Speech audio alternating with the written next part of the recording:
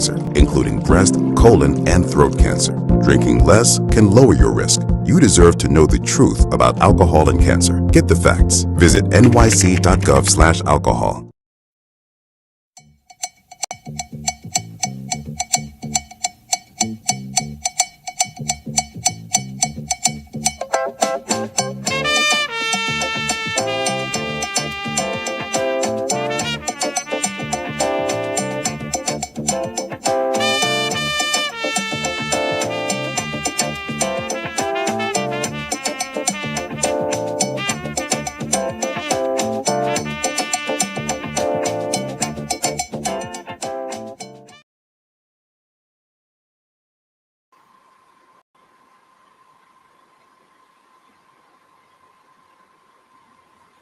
Good morning, everyone. Happy to have you with us. It's Wednesday, August 26, 2026. I am J.R. Giddings. Welcome to the Reset Talk Show. This show changes the conversation. This platform will help to reset and reshape the nation and the world. Here's a preview of the top stories we are following. In a secret meeting last week, Minority Leader Hakeem Jeffries met with Jared Kushner, son-in-law of Donald Trump. Now, this meeting has been met with a lot of pushback. Our panel of experts will give their takeaways. Also, the Supreme Court said that President Trump could begin carrying out parts of an executive order intended to restrict mail-in voting. But additional legal challenges could hinder implementation of this plan. Plus, medical contributor Dr. Sani, a cardio-oncologist, will update us on a cancer vaccine treatment that's showing promising results for melanoma patients. And tributes are pouring in for country music icon Dolly Parton. She has died from a brief battle with cancer. Dolly Parton, the queen of country music, was 80 years old. All of that and more coming up. You're listening to and watching the Reset Talk Show. Don't go anywhere. We will be right back.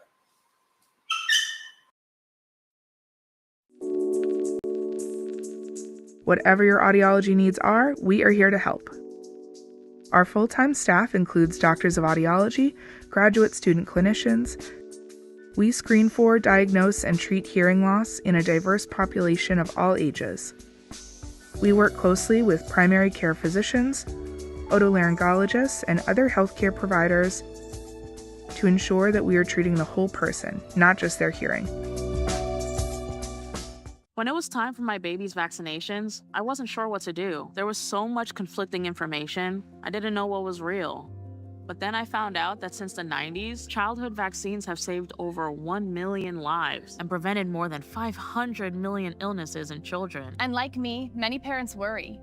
We all want to do what's best for our babies. So I went to my baby's doctor and I asked a lot of questions. And got the answers I needed. I choose to vaccinate. Ask questions, get answers, vaccinate. Drinking alcohol increases the risk of several types of cancer, including breast, colon, and throat cancer. Drinking less can lower your risk. You deserve to know the truth about alcohol and cancer. Get the facts. Visit nyc.gov/alcohol. Hi, I'm Rabbi Eli Cohen, and I'm excited to introduce you to the new location of the Crown Heights Jewish Community Council Social Service Center. This is where you can continue to get help for seniors with Medicare, Social Security, any problems with SCREE applications and renewals. We have our health navigator who can provide you with health insurance for your family. We have Medicaid and SNAP applications, of course, and our well-known free business counseling for small businesses. So we're looking forward to greeting you at our new location. We're at the corner of Kingston Avenue and Lefferts Avenue in Brooklyn. Call me, Rabbi Eli Cohen, 718-771-9000, and we're here to serve you.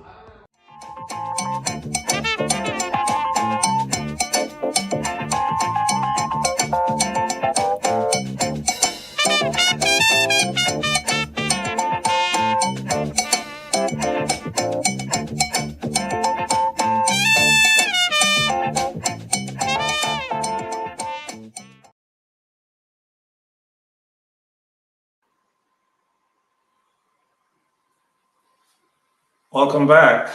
This is the Reset Talk Show. We have a great show for you this week. Let's begin with the secret meeting between Minority Leader Hakeem Jeffries and Jared Kushner, son-in-law and top advisor to Donald Trump. Both the Democrats and Republicans are sounding off about this. Let's welcome in our panel of experts, Democratic strategist Deidre Rashid, Donatella, Dr. Giddings, and Rabbi Cohen. Good morning, all. Once again, we have our powerhouse females on the platform this morning as we address the meeting between Minority Leader Hakeem Jeffries and, of course, Jared Kushner, the son-in-law and top advisor of and to Donald Trump. Let's lead with you, Deidre. I know that you're pressed for time, and I know that we're going to get some quality time from you this morning. But why do you think the Minority Leader Hakeem Jeffries is getting this kind of backlash from both the Democrats and the Republicans? Because it's unethical. Jared Kushner is currently under investigation with the House committee for his dealings, his what we would call surreptitious dealings that are allegedly something that they find a basis of a necessity for an investigation. It is inappropriate for the person who would be the Speaker of the House to now put his hands on the scale and meet with a witness or a party to a major investigation. Upon that, they call him the Satellite Secretary of State. That's what they say, that he is the satellite Secretary of State going around doing the president's bidding. And unlike the Secretary of State, who is governed by the regulations and laws of what he can do and deals he can make with foreign countries in exchange for different things, that is the concern, allegedly, that is being brought in these committee hearings for investigation. It is inappropriate. I'm very disappointed in Representative Jeffries. Very disappointed. I think both Republicans and Democrats should be concerned because I frankly feel like we've had enough of backroom dealings. We are with a president who has, I mean, that's what he does, right? Enriches his family and makes sure he impoverishes and breaks every family in the United States that is not his supporter or he deems not credible or worthy. Anyone that is not white and a male, right? So I think that it seems like a betrayal. I think it seems like a betrayal before the table is set. And I think if this is indicative of his leadership, then he probably will not have leadership because the Speaker of the House still takes a vote. And if Democrats believe that this is a big enough betrayal, he won't sit in that seat. And so I think that he should tread very lightly on what he's trying to do in back rooms because we are in a society today that there is nothing that is done in the dark that will not come to light, right? I mean, except if you're the Epstein files. But yeah. Minority Leader Hakeem Jeffries, he took to social media and he said he took this meeting because he wanted to address the affordability crisis. How would you respond to that? That is baloney. First thing, Jared Kushner doesn't have a position in this administration. That's the first thing. Second thing, the person that controls the purse strings is Congress. Third thing, anyone who is going to address what this president is doing to bankrupt this nation would have to address tariffs. And he is not in the jurisdiction of Jared Kushner addressing tariff.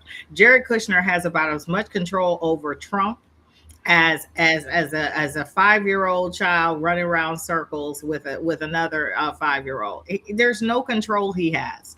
And so to mark him as a quasi Trump whisperer doesn't make sense. What I will say to you, and this is allegedly, this is how I believe, this is not a fact, and I'm saying that that's not the belief of this station or in any way. But what I believe is that Jared Kushner went to talk about relations with the Jewish community because of a lot of the things that have been happening with the Democratic circles and the pressures that have gone between that community and that other. And I think that he can't say that out loud. I think that he can't say what really went on in that discussion out loud. I don't think that he can come out and say that that discussion was even there. But I do feel like that's a discussion he would have to have at some point because we are a big tent party, right? And you're having two factions of that party that their fight is now spiraling out into every part of our politics. So I think that that communication had to happen, but it should have happened with more people at the table. I think it should have happened with Trump at the table, chief of staffs at the table, his chief of staff, administration heads, but definitely not Jared Kushner. Should there have been a meeting between Hakeem and the Trump administration? Absolutely. Should it have been with Jared Kushner? No. No, he does not hold a position. He was not appointed. He was not approved by the Senate. He did not go through any congressional screening. It was inappropriate. But much like anything in this administration, Republicans will allow in this type of area for there to be almost a kingship in the United States, right? Where his sons are making deals and benefiting off of information that the White House rightfully has to bring out. I mean, that is public to the information, and where his sons are getting rich off of crypto, and where his sons are getting rich off of drones. I mean, it's just like it stinks of corruption. And for him to meet with Jared Kushner also stinks of corruption. And so that's good that he's coming out and saying that. I think a better thing for him to do is to print out the agenda. Print out the agenda. Tell us what was said. Tell us who said what. And make sure that the next time you walk in with a Kushner or a Trump or anything related close to a Trump, a Natalie, whoever is related close to Trump, you have a witness. Because like the Ontario mayor said, you need a witness with that one. Okay. Thank you for that, Deidre. I know Rabbi will come to his defense, so I'm going to go so that he can defend his family member. I gotta go. Yeah. Okay. Rabbi, I love you. You know I love you, but I mean, we just happen to be on opposite ends now. You got to come over to the light side sometime. I mean, you got to be tired of being in the dark. I love it. Listen, how many excuses can you give for sin before you get dirty? I'm just saying, like, when does the Bible actually be something that we live and we talk, regardless of who it is? Right is right and wrong is wrong. But I know you're gonna tear me up. I triggered you. I know. I saw your face and I was like, Rabbi's gonna say everything she said is wrong. Well, listen in. Even if you can't be on listen in, you might be surprised. But go ahead. Okay, all right. Well, have a great day. I will be happy if I'm surprised. I look forward to the day where we are on one side saying the same thing. But for right now, you dancing with the devil, and I gotta change the song.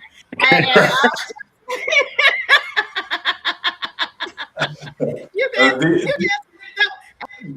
And let me be clear. I know you're going to try to jump back on for the second topic.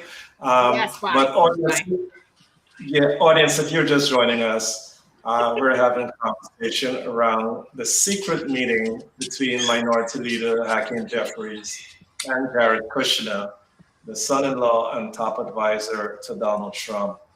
I'm going to come over to you, Rabbi Cohen, since Deidre announced that she's anxious to hear your takeaway. So, Rabbi Cohen, do you think Minority Leader Jeffries should have accommodated this meeting?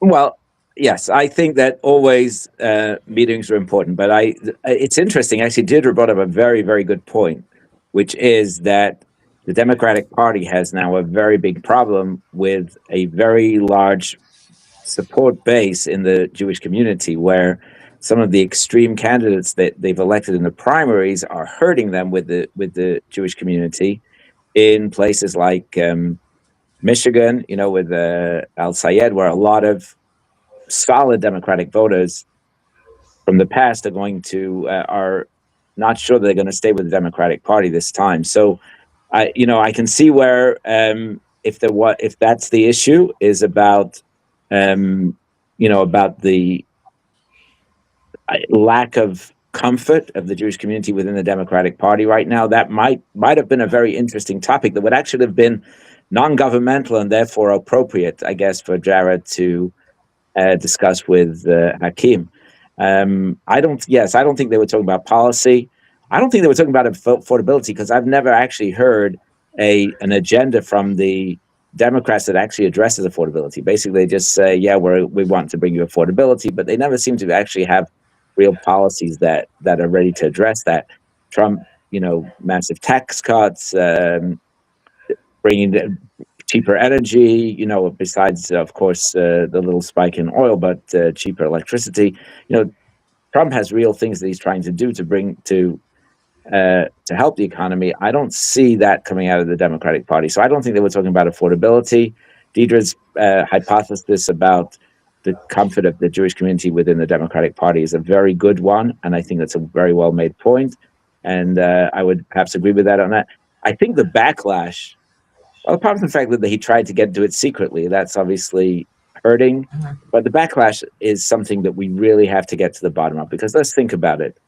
Let's say, and of course, the Speaker Johnson was upset at the idea that maybe, Kushner was trying to set up a back channel in case the Democrats win the midterms, and then they're going to need to govern together. But let's say that was the issue, and the issue was, what are we going to do after the midterms in terms of working together to at least accomplish something for the country, instead of having a stalemate that's based around, just obstruction.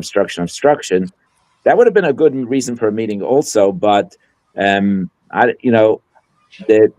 why would anyone be upset about that? I mean, in the end of the day, is everything in the next 2 years, if the Democrats win, going to be about obstructing Trump, or are there going to be some things that they can do together to address, like DACA, immigration issues, other issues that are on the table, healthcare, which is a big problem, which is very much up in the air, not working right. So there are major issues that could be addressed where Democrats and Republicans could work together. And if that was just setting a table, I think that's appropriate. And the backlash is alarming. Why are people so upset? Rabbi, I love your perspective. I'm glad that you followed Deidre this morning. But we have to take a commercial break, and when we come back with Dr. Giddings and Donatella as we talk about the secret meeting between Minority Leader Hakeem Jeffries and son-in-law of Donald Trump, who is also his top advisor. We'll take a commercial break, and we will be right back.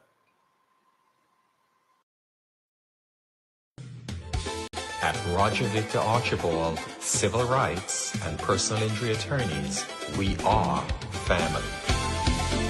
No matter what the case is, we go fight it. If you're looking for justice, you will get it. Roger will treat you like you is VIP. Come join the winning team, cause in this law firm we treat you like family. Winning millions for clients since 1991. Family. Working together here as one, yeah. Family. So call us today at 718-237-1111 or visit our website at BrooklynATTY.com. From the shores of the Caribbean to the United States Courthouse, where clients are treated like people and not simply cases. Call us if you have a case involving police brutality, medical malpractice, construction accidents, automobile accidents, and all other personal injuries. This is attorney Roger Archibald. Call me today at 718-237-1111. We are family.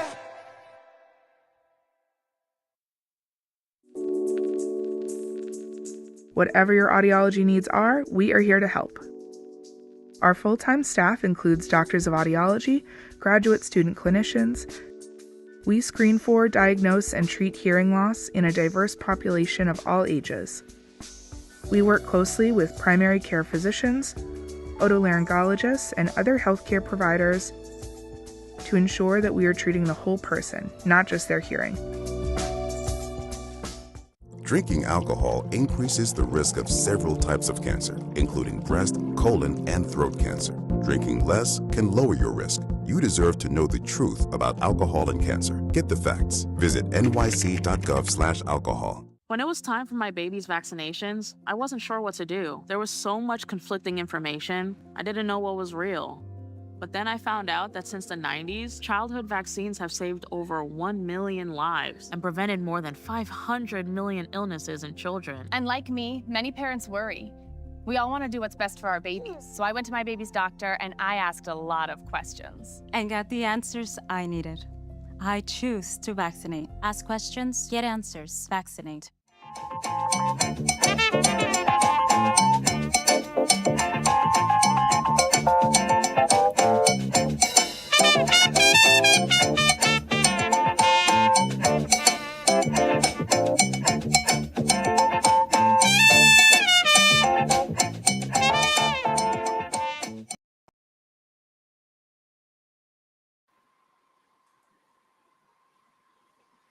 Welcome back. Welcome back. This is the Reset Talk Show.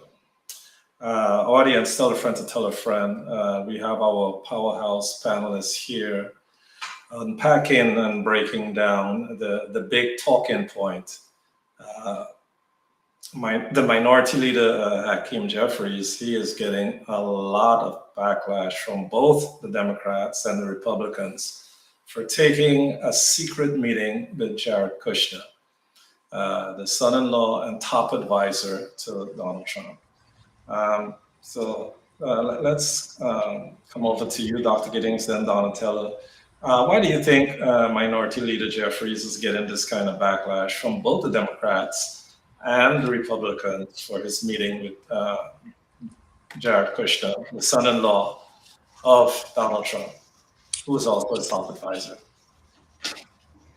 Yes, good morning, panelists. Good morning, listeners. Yeah, I agree a lot with what both Deidre and Rabbi has said.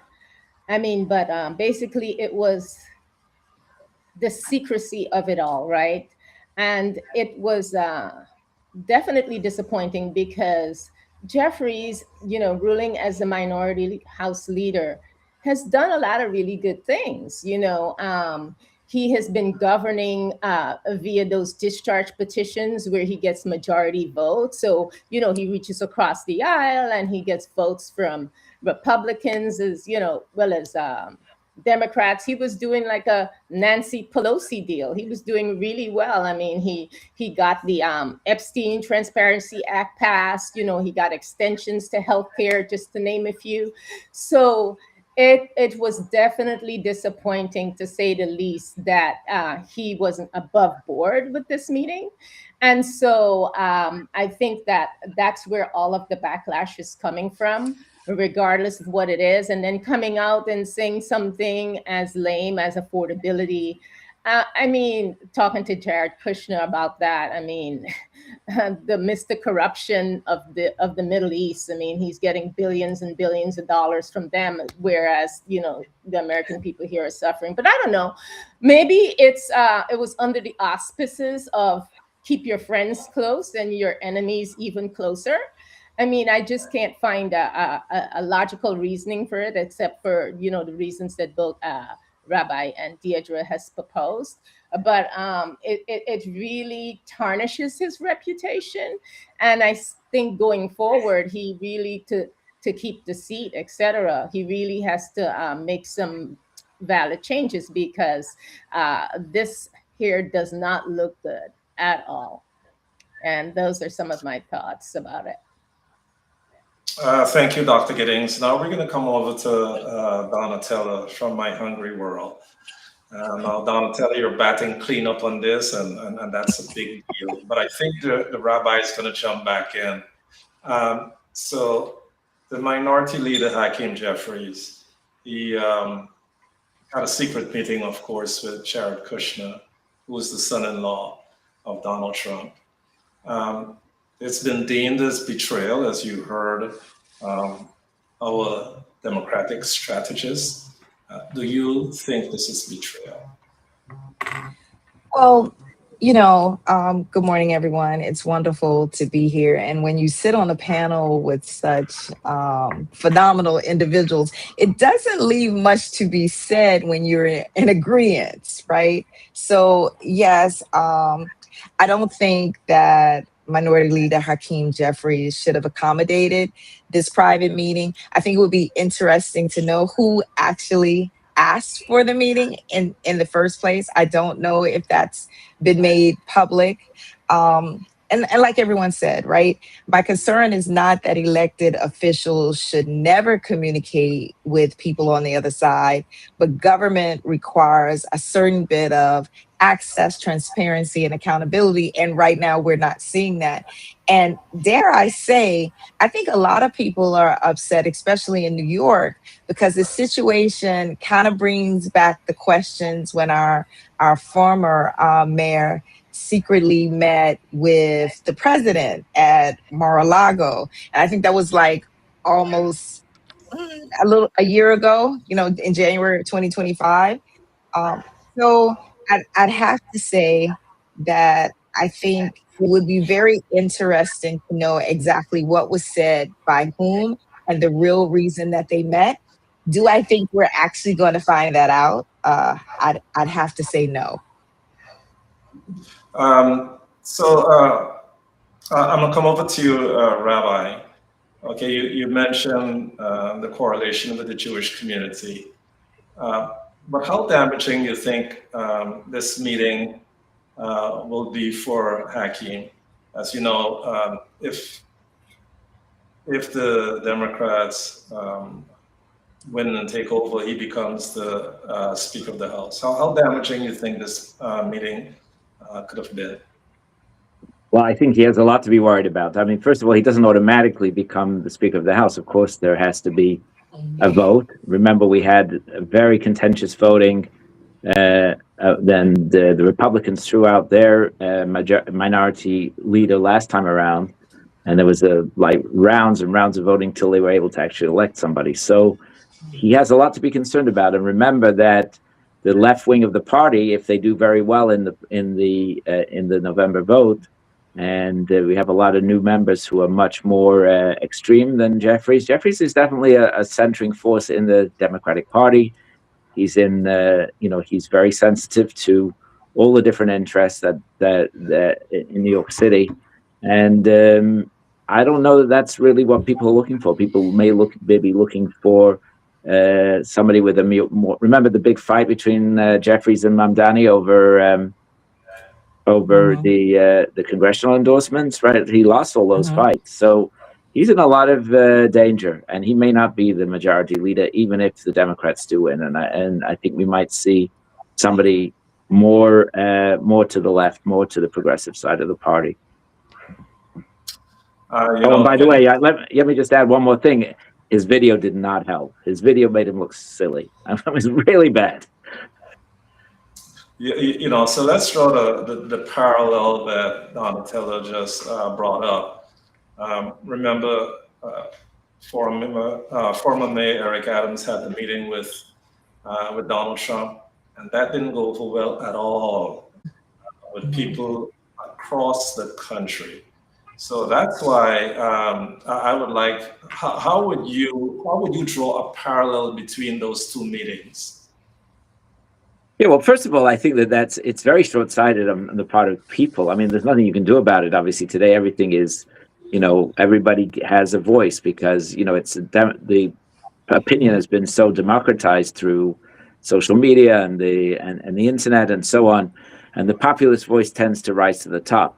But if you really think about it, it's not wrong for people to meet. I mean, I might criticize Kushner for going and meeting with Hamas.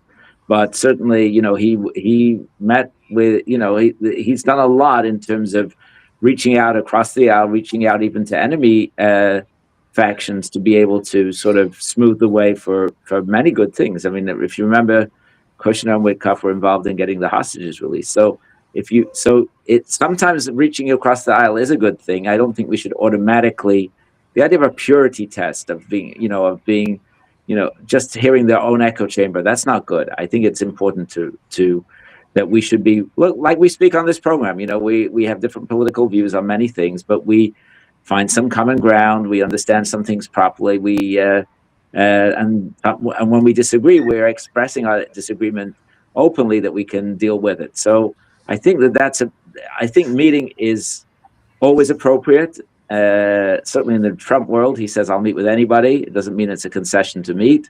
And the criticism is, the backlash is a little extreme, but I think that's where the world is right now. So it's really going to be tough for Jeffries to come back on that. And the same thing with Adams. Adams met with Trump. You're talking about the mayor of the largest city in the country dealing with the president. It's totally appropriate. He may have had some personal issues he wanted to get through also. That might have, that suspicion might have hurt him, but it's the same idea. Meeting, trying to figure out things is always good. And the idea of the litmus test, of the purity litmus test of, is, I think it's not a good thing for America in general. So, go ahead. I'm sorry. I agree with most of, maybe even all of what you said, Rabbi Cohen. I just wanted to make sure that I was clear that I wasn't stating that the circumstances were identical in terms of our former mayor, especially considering that Hakeem Jeffries isn't facing any personal legal battles. And when Mayor Eric Adams stated that as the mayor, he has every right and need to meet with the sitting president to discuss the needs of New Yorkers, I was in agreement with that. And like you said, Rabbi, the fact that he was facing some charges in his personal life based on his work history did make it a bit iffy for those who are on the side that, hey, now he has access. There's no transparency to really what they were talking about and whether or not that conversation. Hi, Deidre. Nice to see you jumping back in. There was no one to verify what they talked about. And then to have the charges dropped afterwards, that was a horribly a negative impact for our mayor. But for Hakeem Jeffries, I think over the next couple coming days, we're going to find out a little bit more, whether they want to or not. Someone somewhere is going to start talking. Yes, thank you for that. And Deidre, I'm going to have you anchor this segment, simply because Rabbi Cohen said something that was interesting. And maybe, from where you sit, a little bit more. He said it. Rabbi. He said Jeffries might jeopardize his position as Speaker of the House. Absolutely. What would you say to that? I would say he is absolutely correct. Somebody check the time. Check the time that I said this. I said that the rabbi is absolutely correct. Somebody check the time. Rabbi, did you hear me say it? You heard me say it here. He is correct, JR. He is correct. Because he already was facing the winds of the generational change, right? The generational change between what is being called on, the old establishment Democrat to the progressives. This did nothing for that. This really said that this is still the establishment trying to make deals, trying to do backroom issues, trying to do the same thing that they have done and not being committed to the fight of the people. This doesn't look like someone who's committed, not to the Democrats and not to the Republicans. Like, this didn't do Jared any favor with the Republicans either. Like, this meeting here just sends off alarm bells, flags. It says you can't be trusted. It says, I don't know whether I want you to go into rooms on behalf of me. Um, and that's not what you want to say if you want to be the most powerful Democrat in the nation. That's not what Democrats want. And I think it's tone deaf of him. It's almost as if he doesn't appreciate the moment. I'm sorry for this moving around, guys. No, it's But fine. it's We hear you almost as perfectly. thank you. I love you, Donatella. It's almost as if he doesn't appreciate the moment. He doesn't appreciate the moment he's in. This moment calls for a different type of fighter, a different type of fight, a different type of moment. And obviously, he may not be the person for that moment. Well, as always, Deidre, you just shoot straight. Okay, there's no holding back with you, and I think our audience truly appreciate that. I mean, the perspectives here were great this morning. It's one of the biggest talking points across the country, so we had to address it. Next up, the Supreme Court said that President Trump could begin carrying out parts of an executive order intended to restrict mail-in voting, but additional legal challenges could hinder implementation of his plan. Now, let's pick up quickly with you, Donatello. Hi. Well, Uh, can you hear me? yes, we can. Okay, sorry about that. It kind of jumped on this side. I am very concerned and upset over the fact that our president now has an order to curb mail-in ballots. I immediately think about and let's point out it was a 6-3 decision, temporarily, I believe, lifting the lower court junction that had been blocked. And so now I think about people who normally use mail-in voting, some of our expats who may be overseas working. I also think about college students who may or may not be at home at time of voting. And then I think about the redistricting that's already happened. And I'm wondering to myself, and I'm sure Deidre's gonna let me know, is this yet another attempt to ensure that the Republicans have a better turnout in the next vote? Thank you, Donatella. Quickly jump in, Dr. Giddings. Deidre, you're going to anchor this segment, so I'm going to go over to Dr. Giddings, then Rabbi Cohen. Dr. Giddings, your thoughts, your takeaway on the Supreme Court allowing Trump to carry out this restricted mail-in voting. What are your thoughts on JR, that? before you go to everyone, can I correct one thing? Because I don't want any misinformation out there. Because I just Sure. want to correct one thing. The Supreme Court finding was really a finding of procedure. And I think that a lot of people went and ran with it and called it something it was not. And so let me correct it here. What the Supreme Court said was that the court they had brought this to the Supreme Court and it wasn't ripe yet because the proceeding that they are is saying that order is already in place and an order had not been placed. He had not yet said to the post office, do this list, done that. That didn't happen until Friday. So what the Supreme Court said is the lower court could not enjoin an activity that had not technically happened yet. That they can still go back to that court and they can still go and now challenge that him touching mail-in voting throughout the nation, and it can make its way back to the Supreme Court because then it would be right. You can't just jump to the Supreme Court. You have to go through the lower court's findings. But this lower court put on an injunction predicated upon a activity that the president was threatening but had not actually done yet. So now they're saying procedurally he can go back through it. Even in the order itself, it allowed him to continue his plan, which means that's why you hear that his plan to go ahead and say, okay, well, I'm going to demand that the post office do A, B, C, or D.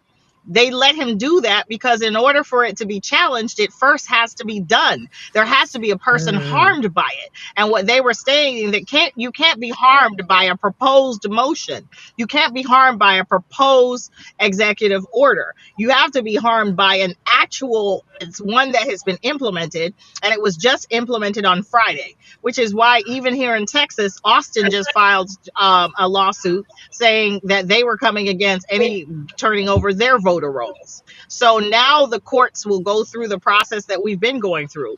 Even in the worst case scenario, this was not going to apply to the midterms. And please understand, if he touches mail-in voting, he's going to touch mail-in voting that's going to hit. So, on and apologize for the New York Times reporting on it, but I want to clarify it so that we're not in a 5-alarm fire, you know? Thank you, Deidre.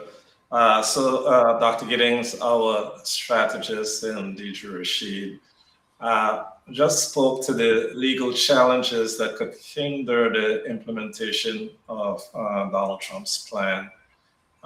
So how would you, what are your views now that we're hearing the legal challenges that might come to the forefront?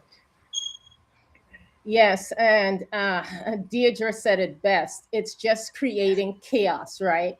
All they want to do is create chaos and confusion and confuse the voters that they don't even know what to do, and they become afraid of doing the mail-in voting, and they're sitting there, wringing their hands. And it's more confusion for this midterms, right? Because nothing is implemented. He doesn't have the authority to implement anything right now.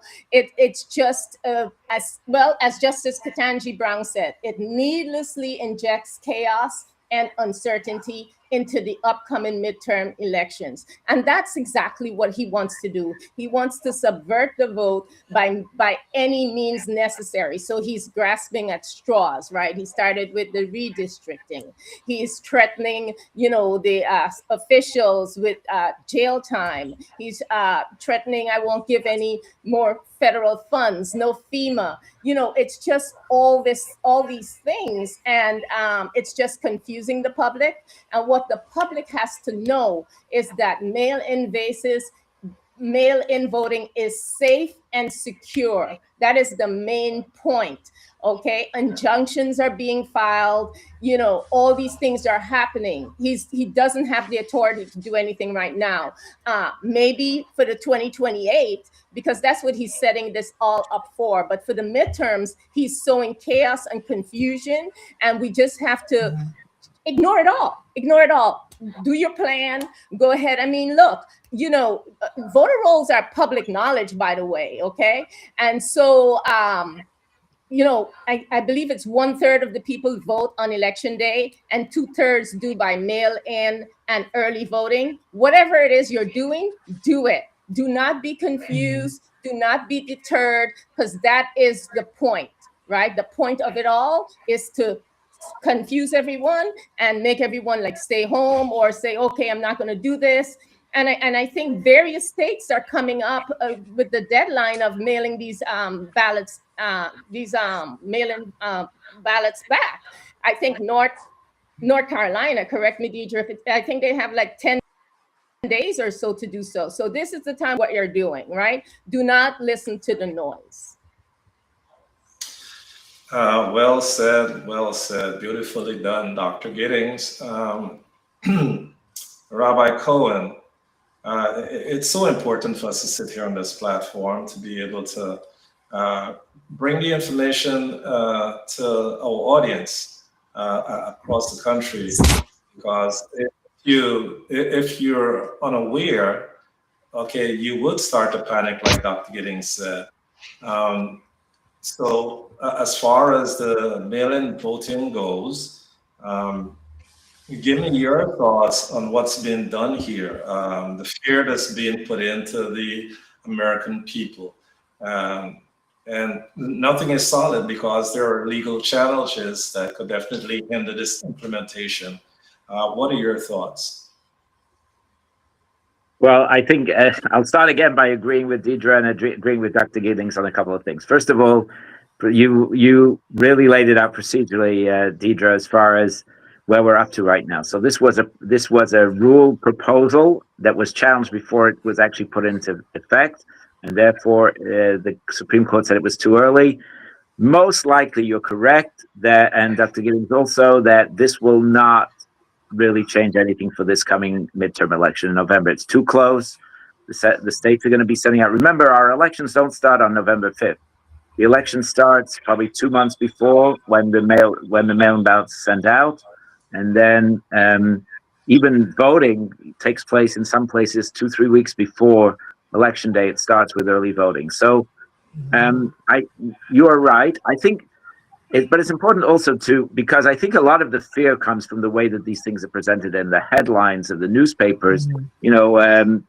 Supreme Court votes to curb mail-in voting. That's not exactly what happened. What was being proposed over here, which will probably come into effect later, is a tracking system. So that the way that mail-in votes work is that the vote that you actually, the secret ballot that you actually fill in and send in goes in an envelope, and that envelope goes in another envelope. And before your ballot is put into the box and counted, if you mail it in, they have to make sure that this is a real ballot. They don't see what the ballot says. They don't see who you voted for, but they have to make sure, are you a registered voter? Is this valid? Do you have a signature in it that shows that you actually signed it?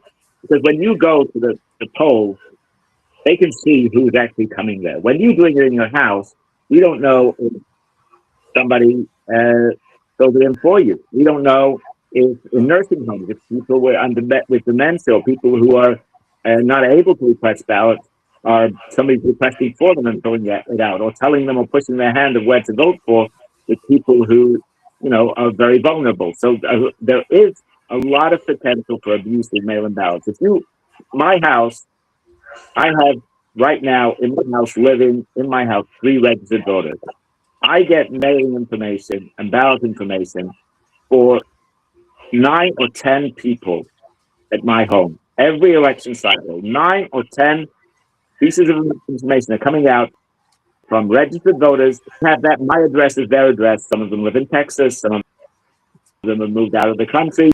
Some of them are voting upstate in a different county, and I'm getting information from the Board of Elections in New York. So it's clear that the election lists are not clean. They're not being updated when people move. They're not being updated when people move. But the post office has people's change of addresses. The post office can access when somebody comes. Oh, so that's as far as just making sure that the person who's getting the ballot is actually entitled to get a ballot. That's number one. Have they moved? Are they voting in a different state or in a different country, in the same state, or are they still at this address? So that's where the post office can help by making sure that the ballots are valid, the addresses are valid. That's a question. I have to go, JR. And Rabbi, can I say something real quick, and then you can jump back in if you don't mind? Because I have to jump off here, but I don't want to not address it. I don't even think we should go down this chain of trying to justify this. It's not going to be legal. It's not going to pass the Supreme Court. It's just not, because the federal government at no point, and the president at no point in the Constitution has rights into an election. We don't trust the federal government. We don't trust this Department of Justice. We don't trust this post office. So we doggone sure don't trust them not to take it and see, oh, this is from Atlanta. This is the black area of Atlanta. We got to get rid of 50,000 votes. That's people don't. People with this administration because of what it has done. And that's the reality. It has used its official position in every way to cheat in elections. And that is why they are not trusted. And so and the federal government and the president have no say so in your elections. That is a state decision. The Constitution is not going to change because Donald J. Trump doesn't like it. It is the Constitution. And so do not get caught up in these conversations of what it does and where it is. It ain't even going to get that far. The post office and a person in the post office does not get to choose whether your vote counts. That is not our Constitution. The President of the United States does not get to pick a list of people who can vote or not vote. That is the Constitution. So I don't care what you think is wrong with voting. It is not the jurisdiction of the president, and it will not become the jurisdiction of the president because the voices of the people are no longer convenient for him. It will not. So I'm going to have to get off, but JR, loved being here, you guys. Thank you so much. I'm Rabbi, you know I still love you, but I had to disagree. We were doing good. We were doing good. We were in agreement till that last part. And then I was like, dang, he had to ruin it. He had to ruin our love. Okay. But I tell you what, that's okay, Rabbi. We'll have another day of agreement. But for right now, don't listen to anybody who talks about this ruling. It is a whole lot of chaos and a whole lot of madness for a whole lot of nothing. Go vote. Yeah, absolutely. Amen. Go to the public vote. Thank you. All right. Listen, Yeah, so let me just Rabbi, finish my, yeah, so what I was going to say is that, so there are two issues over here. So one is, are we making sure that these addresses are still valid? If somebody's filed Rabbi, you're coming in choppy. Could you go out and come back in? We're having a hard time hearing you properly. Okay, no problem. Yeah. Quickly, Donatella and Yes. Dr. Giddings.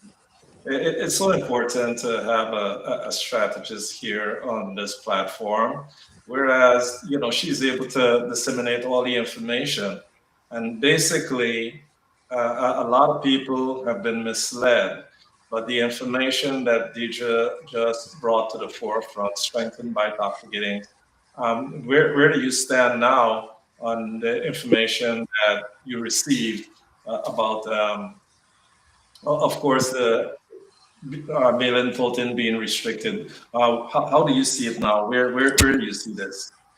Well, as always, I think I agree with what Rashida and Dr. Giddings was saying, but I think it's very important too, especially for my clarity, the explanation that this was not a final ruling, right? But just about the procedure or the plan. And as Dr. Giddings said, everyone on this platform, we always talk about voting, right? No matter what your plan is, you definitely should do that.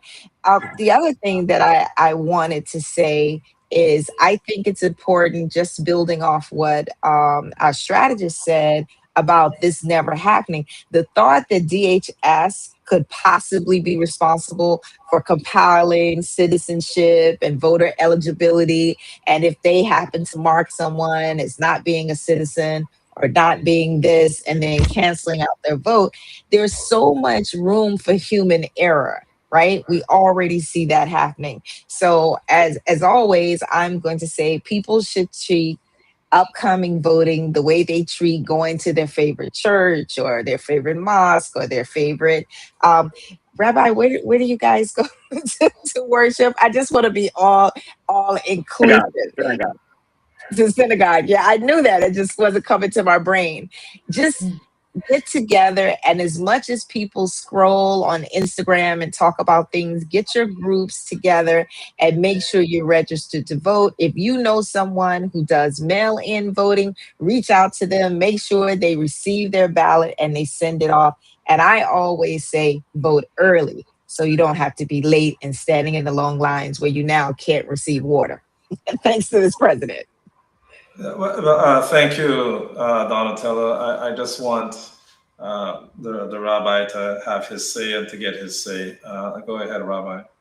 Yeah, so I agree with Donatella 100%. Everyone should vote. That's your civic duty, and you should vote. Early voting is very good in New York. It tends to be much shorter lines, so I would definitely encourage people to do that. Those who need a mail-in ballot should apply for it and do it. In some states, so they don't make you apply for a mail-in ballot. They just send out, and that's what I'm talking about how the danger, where they just send out ballots just as a matter of course. So what's happened in places like California is that organizations went around signing people up, homeless people, giving them a couple of dollars to register to vote, and they're putting their address as some organization that is then harvesting the ballots and using them. So, and of course we know the other issue which you're mentioning now is DHS. So, if when you come to work, if you sign up for a job in an organization or in a company, you're required to prove your eligibility for working papers, right? So you're either a citizen or a green card, and the federal government maintains those files. When you register to vote, we have now also in New York, we have Real ID. So when you go in New York, if you want to get on a plane, you have to have Real ID, which means that they check to know who you are, and they're not relying on the states to identify people. The federal government is identifying them. So, and they have to bring real proof of their identity. So the same idea would be with the voting rolls. When you come to register to vote, you would have to just bring some kind of a document that shows either a passport or a birth certificate or something that shows that you're a citizen and not just relying on you saying you're a citizen. And now we saw that in New Jersey, thousands of people who were not citizens were actually registered to vote, and from them, 400 actually voted. So those are significant numbers. A couple of votes can turn an election, and if people who are not eligible to vote are voting, that means that they're canceling out somebody else's vote who is eligible. So it's an important issue to make sure that people who register to vote are citizens, and that people who they say they are, that they should bring ID to the polls, and that there has to be some way of tracking the mail-in votes to make sure that they are not going to the wrong place or being filled out by the wrong person, impersonating, or so on. And these are important issues that have been shown to have been problems in the past, and that's why Trump is so concerned about fixing them. I think one more thing is what he speaks about a lot is the situation in California, where people were mailing in ballots, and even without a postmark, they were being accepted days after the election. And that means that somebody can see, oh, we lost the election, and run and send in a few more ballots the next day and overturn the results. So if it really happened like that, or if it just looked like that because of the way that, votes were trickling in for days after the election. But I think it's important that we should have confidence in the election by seeing that there's a standard around the country, especially with mail-in, that it's being tracked, that it's going to the right place, it's being mailed on time, and the post office can keep track of that without affecting the actual. But the post office is First slow. of all, wait a minute, Rabbi, I just need to correct something. Studies have shown, right, that even if people who aren't supposed to vote, it's negligible. It's like something like 0.0003%, and it doesn't change elections at all. I mean, as it stands, barely any citizens vote. I mean, what is it, about less than 50% of us do vote? So when there's any kind of people voting that weren't supposed to vote, it does not impact any election. That is not true. It has not impacted elections. And the thing in New Jersey, that happened as a glitch at the when they were getting their driver's license, etc. It was found out right away and corrected. But the bottom line is, the people that vote that aren't supposed to vote, it's a negligible amount, and it does not impact elections. Okay, so everyone, this is driving chaos, as I said before, confusion. Forget about it. It's too close to elections. I think in terms of this current election, once it hit 90 days, nothing could be changed to affect this election.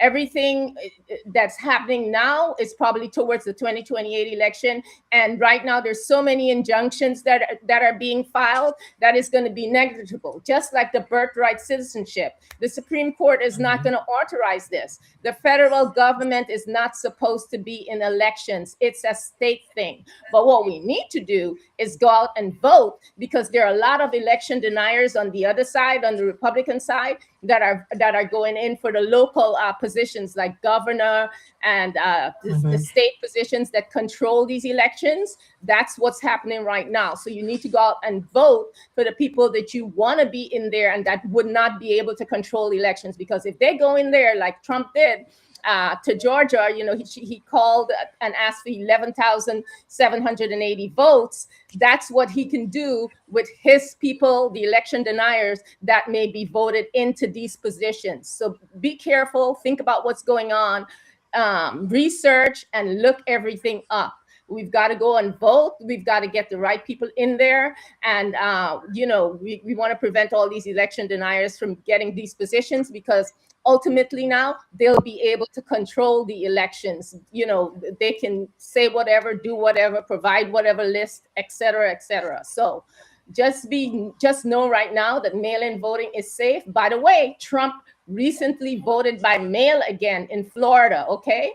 So it's safe. Our president is even using mail-in voting. So everyone, vote, please. Make your plan. Go out and vote. Mic drop. Thank you, Dr. Giddings. Can I tell you guys? It's such a privilege to sit here. The information that we got from Dr. Giddings, from Deidre, from Donatella, and Rabbi Cohen, it really shows the importance of trusted messengers and information. We were just able to clear up this whole narrative about mail-in voting. And I think some people got it. I mean, people were concerned about that. But for us to be able to come on here and for us to break it down and for us to have the different experts and even a democratic strategist, it really speaks volumes. So like Dr. Giddings said, like Deidre said, like Rabbi and Donatella, go out and vote. Mail-in voting is intact. Nothing could happen no time soon. So we have to take the information as trusted information, as valuable information, and do the right thing. So I will continue to say, and the merch is coming, like I said. We have some of the best minds in the country. We certainly do. We have some of the best minds in the country. And the way it's disseminated here, I mean, look at all the other talk shows. Look at all the other podcasts. Yeah, you have big names and strong names. But do you get various perspectives that hit where it belongs, that pulls at the heartstrings, that makes you say, I think you get that here on the Reset. And I can't ask for a better panel. I certainly can't ask for a better panel. So mail-in voting, it was a big thing in the news and everyone was running scared, but the Reset team has just set it off. Everything is intact for you to go out and vote, and who can go out and vote can mail in their votes. We're at the second hour. We're almost at the top of the second hour, and we have president of the West Indian Day Carnival Committee is going to join us to talk about Labor Day weekend and all the festivities. I mean, New York City is New York City, and always moving. This is how we do it. When we talk about Labor Day weekend, it's two big events. We're talking about the U.S. Open. We're talking about the West Indian Day Carnival. The spotlight is on New York City. So we'll take a commercial break. When we come back, we're coming back with Roger Archibald, the president of the West Indian Day Carnival Committee. We'll take a commercial break and we will be right back.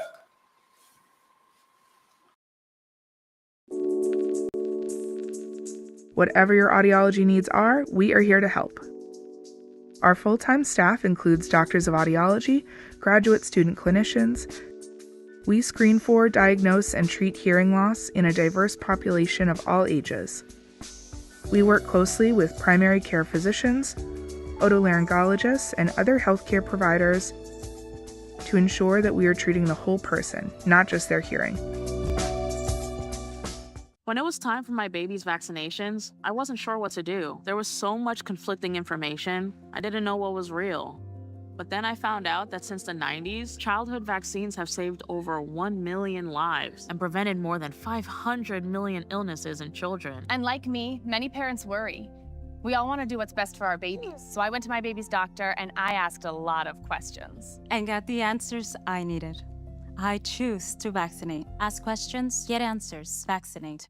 Drinking alcohol increases the risk of several types of cancer, including breast, colon, and throat cancer. Drinking less can lower your risk. You deserve to know the truth about alcohol and cancer. Get the facts. Visit nyc.gov/alcohol.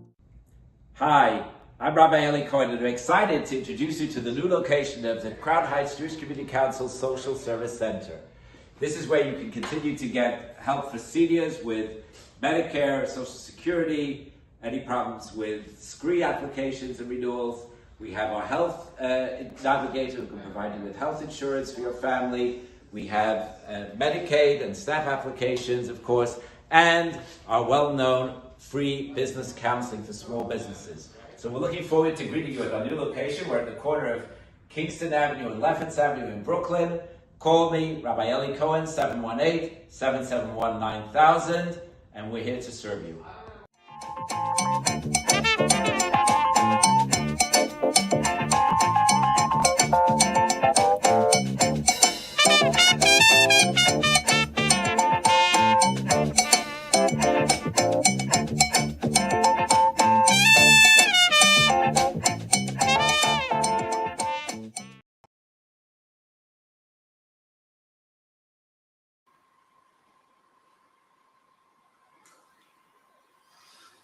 Welcome back. Welcome back. This is the Reset Talk Show.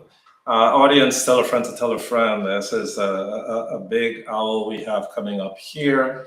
We're talking about the festivities for Labor Day weekend. We're talking about a lot of the associations in the diaspora who are having events. And we definitely want to report it. We wanted to get it out there into the community so you could have an array of things to do as we get ready for Labor Day weekend and lead into the Labor Day weekend.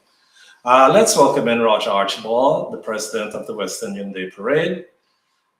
He joins us now to break down all the activities. Good morning, Roger, and welcome back to the Reset Talk Show. Good morning, and thanks for having me, JR. It's a pleasure to be back to my home. This is my home, and I hope I'm always welcome on this program. And from all reports, I am, and I appreciate that. There's no doubt about that, Roger. There is no doubt about that. We built this together. This is a beautiful thing that we were able to do, and you know it supports the community. It works in the community, and here you are, not only the world famous attorney, but now you are the president of the West Indian Day Carnival. Roger, okay, could you first start by telling us what does the year-round coordination entail to bring New York's massive Caribbean Carnival week and parade to Eastern Parkway? It's a heavy lift. And it's a heavy lift that we have an army of volunteers that take on this heavy lift 7 days a week, 365 days a year. You know, while our name has the word carnival in it, that may be a bit misleading. To some individuals may think all we do is carnival. While carnival is clearly our signature event on Eastern Parkway on Labor Day, we operate year-round, and we really have to thank our founding fathers, who was led by Carlos Lozama, that this organization that's 59 years old right now supports steel pan music in the classrooms in New York City public schools. They start kids off as young as 3 and 4 years old in elementary school, in middle school, in high school. And what I like about that is that it creates this pipeline, because those kids that we teach steel pan to in the first grade end up later on competing at our Panorama event, which is outside of Trinidad and Tobago, the best set of pan players you will find anywhere in the world. You'll find here in New York competing for a huge pot of prize money in excess of $100,000. So we teach the kids how to play pan, but we don't only teach them how to listen to notes, we teach them how to become arrangers, which is a career path if you want to become an arranger of pan music. We teach them how to design costumes, the same costumes you see displayed on Eastern Parkway. We go into senior centers and we teach yoga, we teach painting, we teach poetry, all to make sure that we keep our seniors moving and engaged during their senior years. For example, during COVID, we gave away in excess of 250,000 PPEs when folks were struggling to find them, to purchase them. WIADCA was giving them away to members of our community. For Thanksgiving, we give away all the ingredients to make a full turkey dinner for a family of 4. For Christmas, a lot of the less fortunate members of our society that may not have the money to buy presents and gifts for children, we have a holiday party where upwards of 1,000 kids and their families are welcomed in, and they're given a day of festivities, and they leave with sometimes 2 and 3 holiday gifts. Some of the kids say, well, I have a brother and a sister that's at home, and I'd like to get a toy for them as well. And we will give them a toy. So all year round, we engage the community and make sure that an understanding of Caribbean culture and heritage is always in the forefront of what we do. And yes, we have our signature event for the Labor Day weekend, where you see the best of the best in soca artists and reggae artists, in other forms of expressions of Caribbean culture. In Trinidad, we call it Moko Jambi, but most people call it walking on stilts. Exposition of steel pan and the origins of it. We make sure people have a complete understanding of why it is we are out here celebrating. It's not just for the revelry, although the revelry is important, but we make sure that there's an understanding of what the celebration is all about. It's a celebration of freedom, right? It's an opportunity to let the world know that now that we are free to celebrate our heritage, our African heritage that has been sort of stirred around in a pot in the Caribbean, because we all do it a little different, but it's the same foundation coming out of the slavery experience coming out of Africa. So that is it in a nutshell. One of the things that I remember we used to get into a lot is getting very granular and making sure our audience understands why it is, we are on your program and saying the things that we say.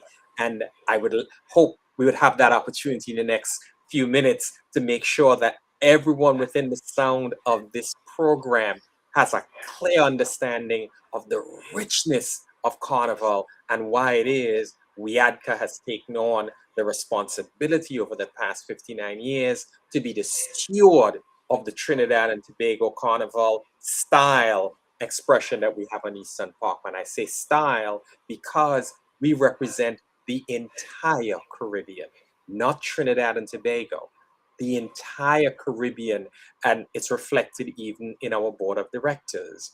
We have Guyanese members, we have Trinidadians, we have Jamaicans, we have Haitians, we have from Grenada, where else? Vincentians, and the list goes on and on as to the diaspora that is represented in WIADCA. So, when you come up to Eastern Parkway and you look at the Sea of Humanity and the different flags, it's like you're at the United Nations when you are on Eastern Parkway for Labor Day. And that really warms my heart to see us coming together, enjoying each other's food, culture, music, and company, and celebrating as one Caribbean. And you clearly see that. I know the audience is already excited. I mean, you just unpacked a whole lot.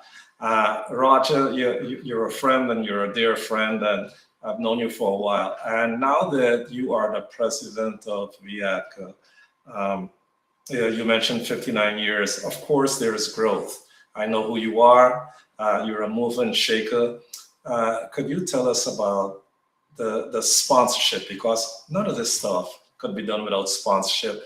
And could you tell us about the national coverage that this event is getting? You know how important coverage is, you know how important sponsorship is. Could you tell us a little bit about the type of media that would be covering this event and the type of sponsorship that's on board to help with the resources? Oh, absolutely. And yes, sponsorship is important. And when you think about sponsorship, you have to think about what it is we as a community brings to this experience. The content of what happens on Labor Day and for the Carnival week, the content of that is owned by us. And when I say us, I mean us, people of the Caribbean diaspora, because it's our culture that's on display.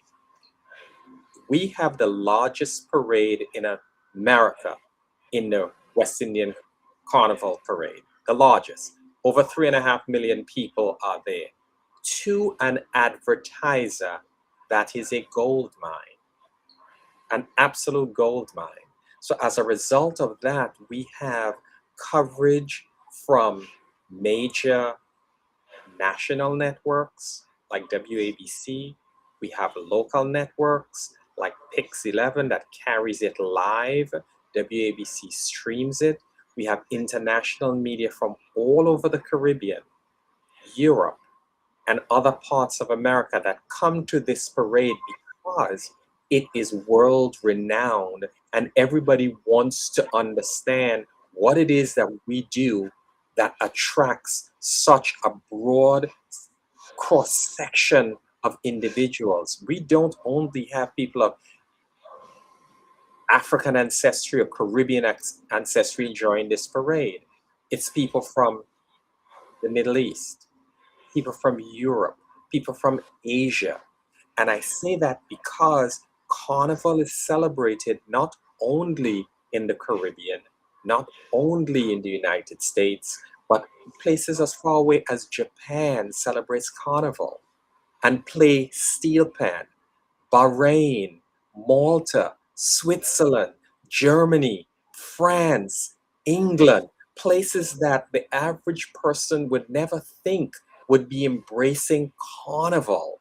And Carnival belongs to us, people of Caribbean, Afro-Caribbean ancestry, because the Carnival is the expression of the freedom, the emancipation from slavery. So clearly, we had to take the Carnival to these places, and we did. And it provides an opportunity for our artists and our culture to be seen worldwide and embraced worldwide, and creates economic activity for our soca artists, for example. So people like Kess, people like Marshall Montano, and the like, they don't only perform in the United States or in the Caribbean, they are at all of these other carnivals that I spoke of. And as a matter of fact, these carnivals do not consider themselves to be authentic unless our artists are there performing for them. So it has created this worldwide appeal and worldwide ability to attract revenue. So in terms of the sponsorship of the Caribbean American Parade here in New York, we have the who is who that comes forth and sponsors us, right? Now, could they do more? The answer to that question is yes, and it's part of my mandate to make sure that they do more, right? They come out and they do support us, and we appreciate the levels of support that we receive, but we are looking for more and we are asking for more because we give more, right? We don't get as much as we give, and it's my or part of my responsibility to make sure that they level the playing field and do right by the Caribbean community. Roger, what kind of revenue does this carnival generate for the city? It's astronomical, JR. And I say that because no other parade generates as much revenue as the West Indian Carnival does. We generate in excess of $500 million. I'm going to repeat the number, $500 million.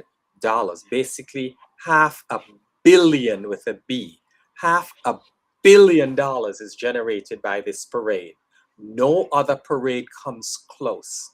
Not the Thanksgiving Day parade, not the Dominican parade, not St. Patrick's parade, not the Puerto Rican Day parade, or any other parades.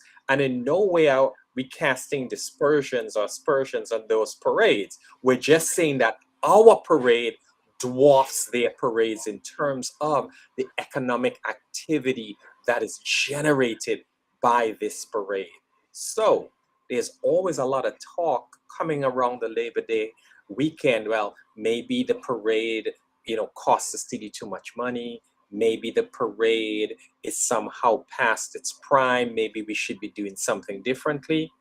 You could hold those opinions all you want, but cities operate based on revenue generation. So no parade that generates $500 million is going to be scuttled because of some side chatter. So don't be fooled by the side chatter. We put back much more than we take away. Yes, there is police overtime. Yes, there's additional sanitation, and on and on and on. But after those things are paid, the city is ahead by several $100 million. And we, as a diaspora, have to share in that excess hundreds of millions of dollars, and we are making strides to do just that. So be proud of being Caribbean, be proud of being out on Eastern Parkway. Don't for a minute think that we are taking away anything from the city's coffers. So let's stay in order now. I'm glad you mentioned security. So what measures are being taken as far as security for the overall event and events leading up to Labor Day? That's a constant with people. Security is always important. Could you tell us about some of the measures that are in place to provide security for all of the onlookers that are coming to the Labor Day events? Okay, well, there are certain things that I wouldn't be in a position to discuss that may deal with tactical and police movement that I couldn't get into, but I'll give you somewhat of an overview, right? We start in March or so of each year, starting to lay out with the police department the routes and areas that we identify as hotspots and frozen zones, and which streets should be blocked off, and the ingress and egress, because it changes from year to year. And part of the difficulty that we've had in the past that I believe we're doing a better job at is instituting measures to prevent non-masqueraders from entering the masquerade route. And that seems to be a challenge at times, because you want the onlookers to have a good time, but at the same time, you want to respect the masqueraders who have paid large sums of money to be coming down Eastern Parkway in costumes. So there is that balance that we have to always strike between our attendees and our active mass participants. And there are measures that are in place that, as recent as yesterday, were discussed with NYPD, because NYPD provides the security and they protect the public right? The organizers of the event, WIADCA, we don't provide security. That is up to the City of New York, NYPD. That's what they're there for, right? We provide the operational aspects of the parade. That's what we do. We plan it and we run the operations in tandem with NYPD, who provides the overall security blanket to make sure that everyone is safe. But if everybody follows the rules of the road of the parade, I think we would have an issue-free parade.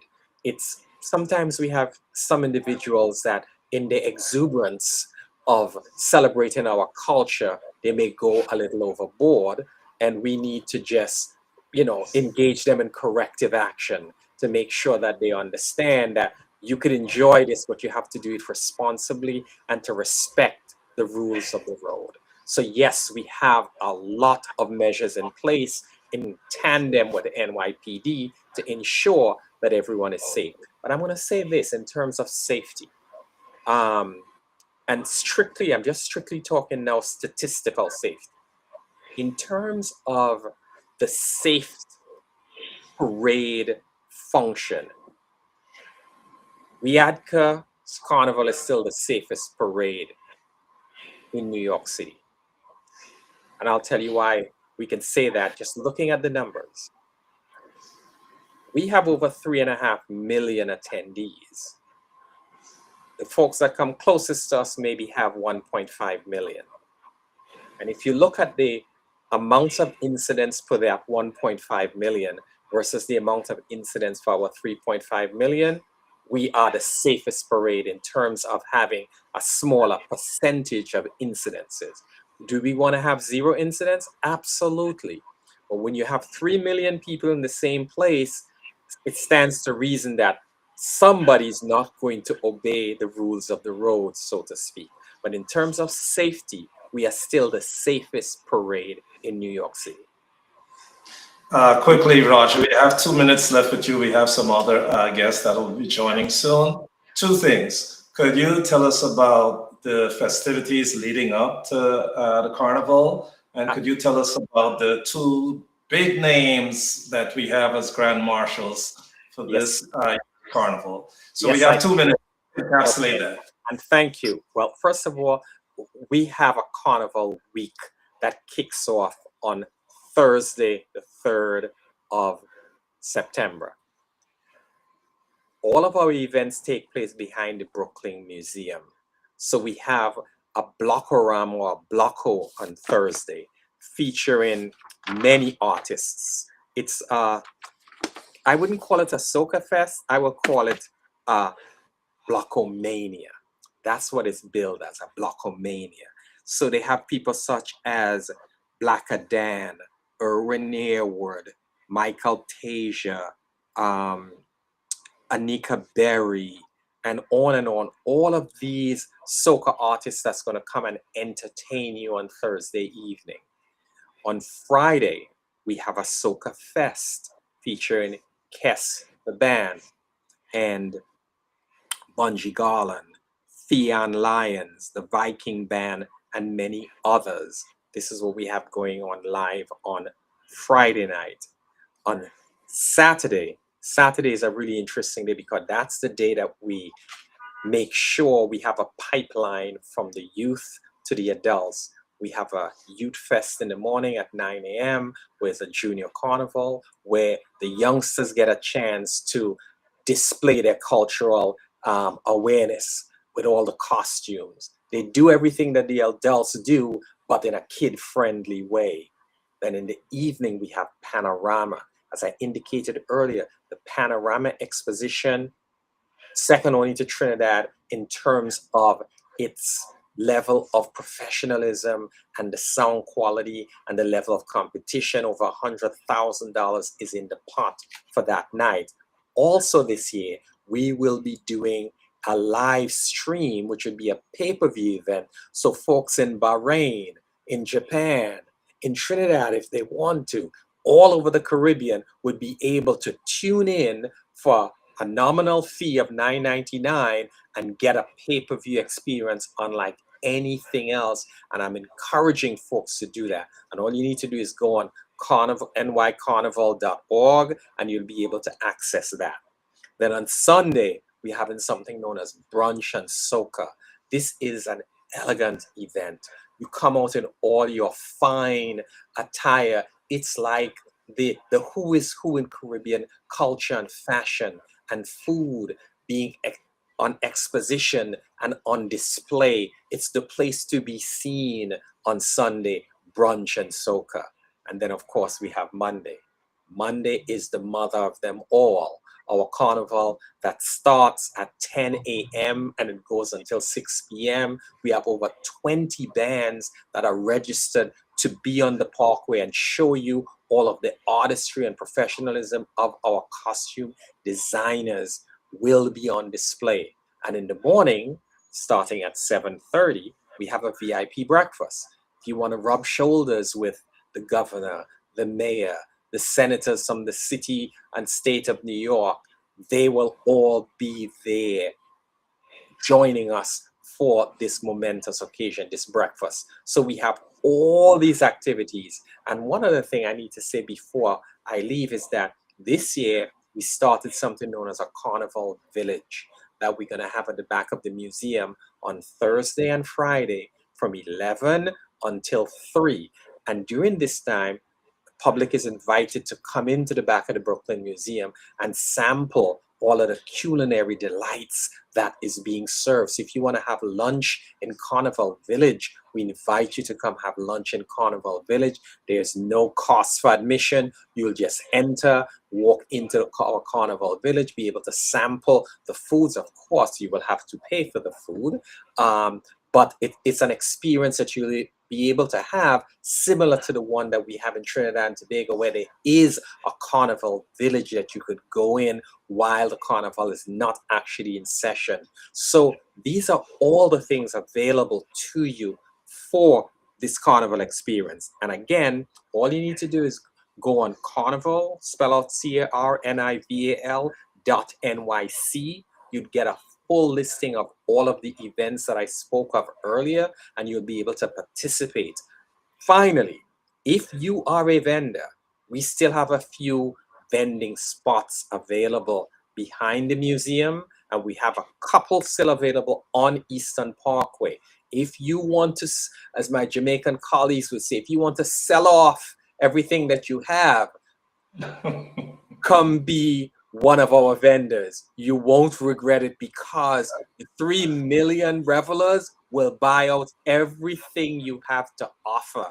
We still have a few slots, and it's open until the end of the week. We encourage you to contact us, and we'll be happy to set you up with one of the prize locations that's still available to you. Roger, Yes. Roger, just end with the Grand Marshals, because I'm not able to take a commercial break. I have the other guests that are coming. Just end with the Grand Marshals. In closing, we were fortunate this year to have 2 major stars from the world of dancehall and reggae and soca to be our honorary Grand Marshals. If nothing else, you want to come and support this event. We have Buju Banton. You mentioned that name and you don't need to say anything else. If you know anything about reggae music and dancehall music, Buju Banton reign supreme. We have him. He has agreed to be one of our honorary Grand Marshals. And the next one, reigning supreme on the soca side, is Kes from Kes, the band. If you like smooth, melodic, sensuous soca music, Kes is the man for you. Okay? If you want to meet these guys up close and personal, come to our VIP breakfast, which is the Monday morning from 8 until 10. You'll get to meet Kes, you'll get to meet Buju, you'll get to meet all of our elected officials and all of the people that bring you our wonderful carnival, our organizing team from our chair to our... Roger, yes. And the host of the Reset Talk Show. And the host of the Reset Talk Show. You can actually meet the host of the Reset Talk Show if you come to our breakfast. He will be there as well. I think I may also be there. So we would look forward to welcoming you to all of our festivities for our Labor Day 2026. And keep in mind, this is our 59th year celebration of Carnival. So that means next year's the 60th. Is going to be off the hook. So we're looking forward to seeing you then as well. But thank you. Yeah, thank you. It's always great to be on your show. You know, I have a soft spot in my heart for you and the reset. Absolutely, Roger. We'll just let the folks know that what they missed this week, you will be able to wrap up next week. You're going to come back next week, or you're going to send a representative from the committee so we could get more updates. Have a good afternoon, Roger. Thank you, Gerald, and have a good one. Yeah, thank you. So there you have it. You have, and we always want to bring what's prominent, what's happening, what's trending, and you just heard from the president of WIACA, Roger Archibald. As we talk about events leading up to Labor Day, there are so many events in the diaspora, and each week we're gonna invite some of those reps on here. We also have today, we have Lynn Henry from St. Joseph's alumni, the US chapter. And we also have Yvonne Dina Ryan, the president of WIN, diaspora here in New York City, in the New York chapter. Good morning and welcome to the Reset Talk Show. Lynn Byrne, how are you? Good morning, JR. I'm well, thank you. Good morning to your listening audience from near and far. You know, Lynn Byrne, good, thank you. Lynn Byrne, first let me apologize. We just heard from the president of WIATCA, and there's so much information that had to be dispersed about the Labor Day weekend. So I appreciate you being patient. Now, Lynn Byrne, tell us about your alumni. Of course, it's the US chapter of St. Joseph's. Could you tell us a little bit about your event, when it is, what it's all about, and the purpose? All right, so the full name of the chapter is the St. Joseph Alumni Association US Chapter, Inc. It's primarily New York based, but we're a US chapter that covers the whole of the US. I'm the sitting president of the executive board, and we have our major event that we usually have for the year that is coming up this Labor Day Saturday, which is this Saturday. This Saturday, next Saturday, September 5th, at 4 p.m. And that's our Labor Day after lunch. It starts at 4 p.m. and it's on 1549 East 95th Street in Brooklyn, New York. Come out. We're going to have music, of course. We have two DJs that are going to be playing music there, DJ Cats and DJ Super C.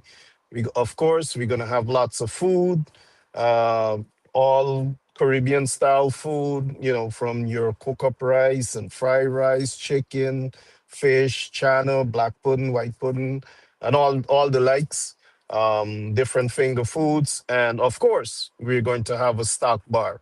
And if people are interested, we're also offering bottle service if people would like to have bottle service at the event.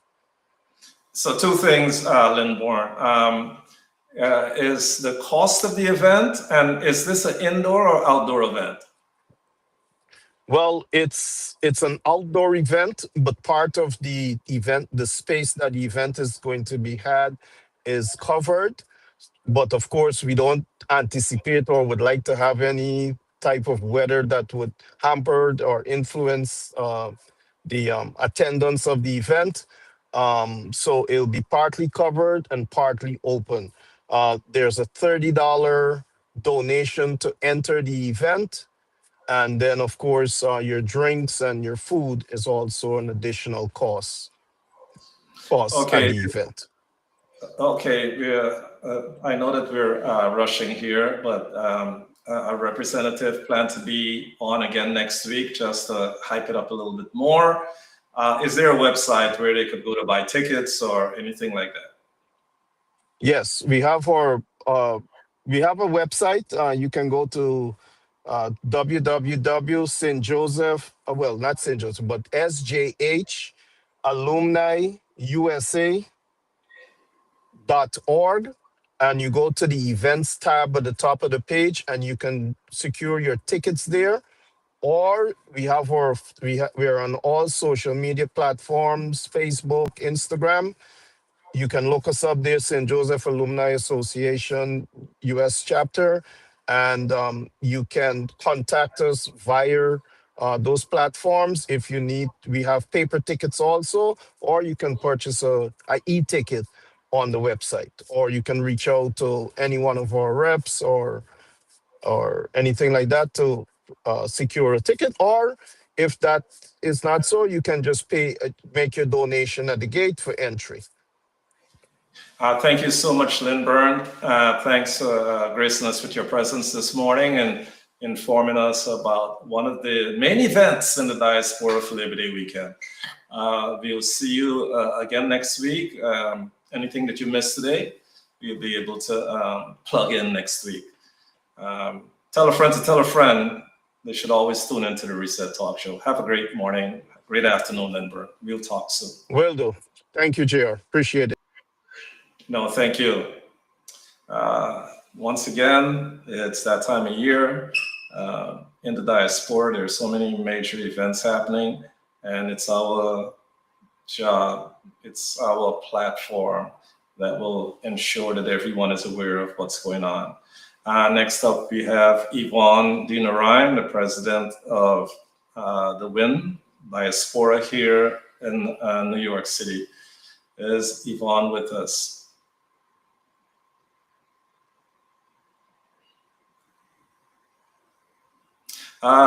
Good morning, Yvonne. How are you? Could you turn on your video?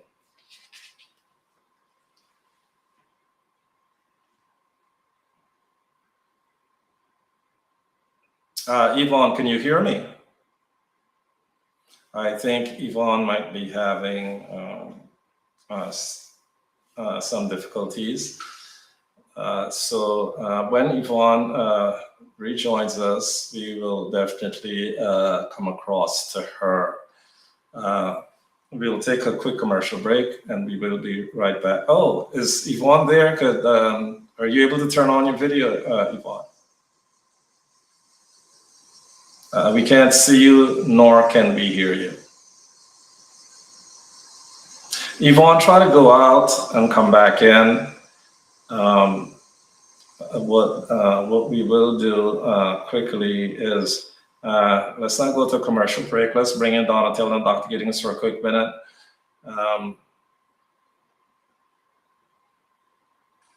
As we wait for Yvonne to rejoin, Donatello, Dr. Giddings, give me your takeaway on Roger Archibald being here to tell us about the West Indian Day Carnival, the things that they're responsible for, the things that they do. Well, what did you take away from listening to Roger this morning? Let's start with you, Donatello. 2 minutes. Sure. Well, first of all, as someone who attends the parade every year, and I've had the pleasure of walking with different council members, assembly members, and/or senators and Brooklyn Chamber, I am super excited to hear about the in-depth details and work that goes into planning the actual parade, because a lot of us just show up and have a great time. I've also always wanted to go to that VIP breakfast that he's talking, that he was speaking about. And I had no idea. I'm so used to seeing Dr. Archibald on our show in other areas. I didn't know he was the president of the the parade. We at the West Indian Day Parade, right? Yeah, so I think as soon as the show's over, I'm gonna rummage around online, see if I can't find out how to get those tickets to attend the breakfast. Because I'm sure we have far too many viewers for everybody to show up at 8 a.m. I don't think that'll work. Listen, Donatello, Dr. Giddings, we'll come back to you. We have Dr. Sani backstage. I think it's important that we bring her in as we talk about the importance of this new vaccine, this new trending information. I think it's so important for us to touch on that. Welcome in.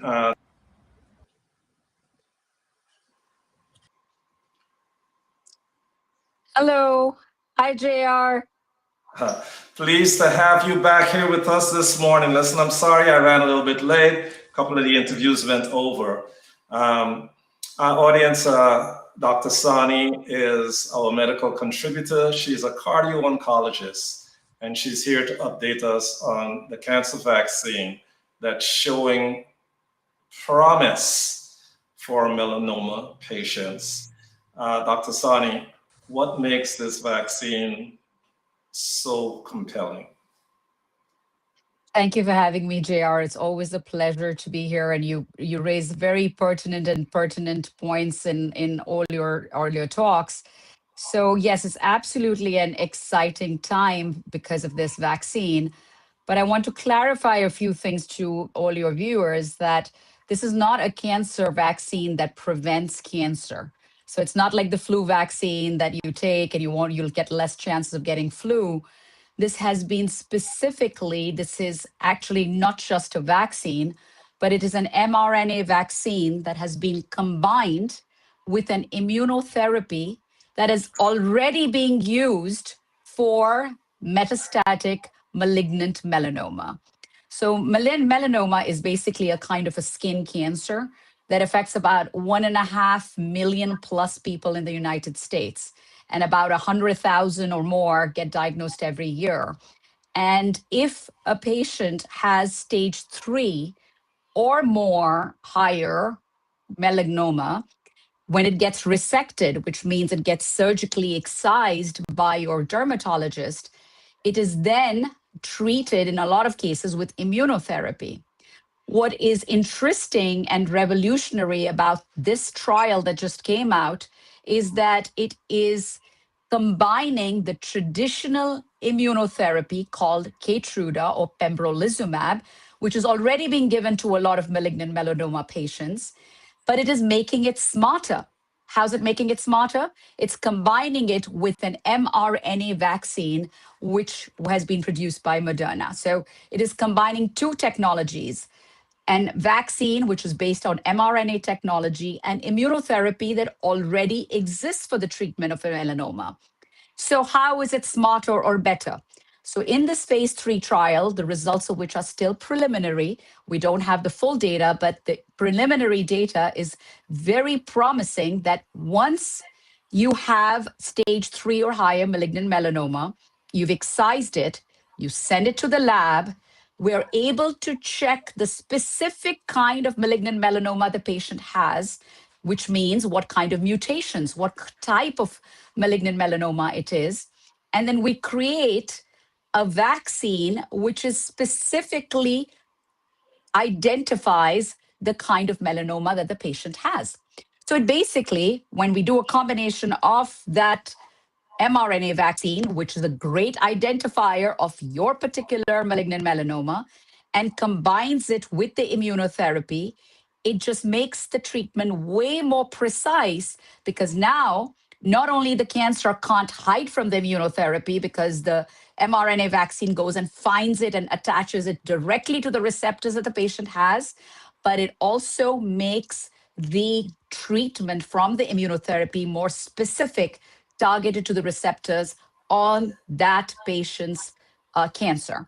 So the results show that the recurrence of the cancer after excision and the chances of having worsening metastatic disease have been cut down. So that's what this trial is promising. What it is not promising, and I want to clarify, it doesn't prevent patients without melanoma to be getting a new melanoma. It is not a preventative vaccine, but it is in a way, preventative of recurrent metastatic disease in patients who've already had malignant melanoma. Thank you for that. Let me bring in Dr. Giddings quickly because I know you have 2 minutes left, correct?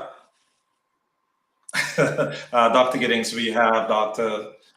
Sani here with us this morning, our cardio oncologist, and she just broke it down for us and our listeners and viewers about this promising vaccine. What question would you like to ask her this morning?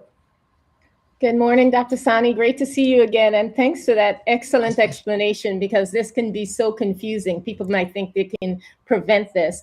But so this is typically personalized to the specific person, right? I mean, I think this is a giant step in cancer treatment. And so can this be used in other cancers? What's to come for the future? Great question, and always a pleasure to see you, Dr. Giddings. Absolutely. So, as I said, it's not a preventative of cancer, but it is so exciting in this field because it is combining technology with medicine. And this is where the future of AI and medicine is going to be. And absolutely right, such combinations combining immunotherapy or chemotherapy with mRNA vaccines are already underway for a lot of other cancers such as lung, breast, bladder, etc. And this is very heartening to know that if you've had such good results with the melanoma combination, hopefully this will make targeted and personalized medicine, especially in certain very challenging cancers, so much more specific. And the day might not be far where preventative, when we haven't even developed cancer, that vaccine might be, this might lay the foundation for future such therapies as well. So yes, very, very heartening to see that. And yes, there are trials underway for similar technology and combinations for other cancers as well. And also one more thing, what's the percentage of return possibly? I know you said it decreases. To what percent the decrease of return or spread of these melanomas? Right. So we know from the similar ones, so there are different levels of trials that most medications go through. We don't have the full final data that they have released yet from the phase 3 trials that were just announced. But they say it is similar to the phase 2 trials done with this combination. And it was a relative reduction of up to 49%. And those are very robust numbers. That means, that many percentage of people will get out of 100, 49% in among 100 will have a lesser chance of recurrence of their metastatic disease is a very good, heartening number in medical literature and data. Thank you so much. Thank you. Very informative. Thank But you. I would like to add the caveat. I know, with everything, as I say, even a sugar pill has side effects. Having said that, and again, we're waiting for the full data on that. As we well know, vaccines, yes, but immunotherapy itself has a whole gamut of side effects that we're already familiar with, like chemotherapy, like immunotherapy. Most cancer treatments have a slew of side effects. And obviously, we have to be cognizant of them. We balance them. We screen for them when patients are on it because, hey, we got to beat the cancer. But having said that, will the combination have additional toxicities or side effects that we have to look out for? Or are they going to be comparable to the side effects that we already are aware of? That remains to be seen, and we look forward to the full data. And obviously, once it gets approved, to the post-marketing analysis of real-world side effects of treatments such as this.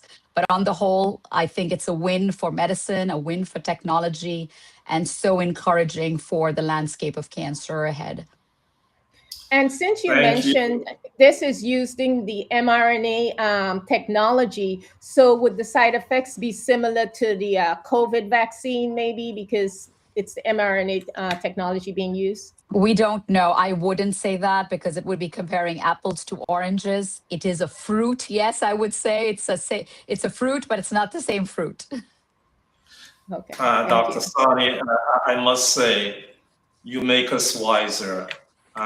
Disseminating the information on this melanoma vaccine, it's so crucial, it's so pivotal. I can't thank you enough. You're the best of the best. And I Always hope a pleasure. Thank you, JR. Thank you so much, Dr. Giddings. Thank you, Dr. Sani. So here we are.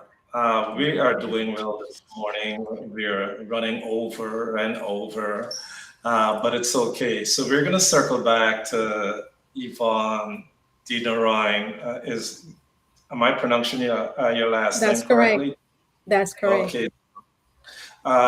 You are the president of WIN in the diaspora here in New York City. What's impressive about the WIN Party is something historical just happened in Guyana this year where the WIN Party was able to walk away with 16 seats in Parliament. That was quite historic. So could you tell us a little bit about what's going down this Saturday, this launch, as the line here, history comes to New York. You have like 2 minutes to tell us about the event, where it's at, Absolutely. what it's Thank all you. about. Absolutely. Thank you for having. We are so proud as the people of We Invest in Nation to see the transformation that the people demand. And we have stepped up to fulfill that transformation that the people have been demanding. We now celebrating a historic moment for the movement here in New York City. And we are proud of it because New York City is one of the greatest city we have in the United States of America. And this is our first official launch in the US. We have other states where we are being called upon to rally with them and help to put other law in perspective. But first, we creating our first historic parts here, and then we will continue to build on that movement. We're proud of our people. First, we have to say how proud our people that's in New York who are willing to be involved, are willing to push for this movement, and so for that reason, we are stepping up to the plate and we're willing to put the work in. So, go ahead. The 29th of August, and it will be held at Sterling Catering Hall in Long Island. It's 345 Hicksville Road in Bethpage. Who haven't had their historic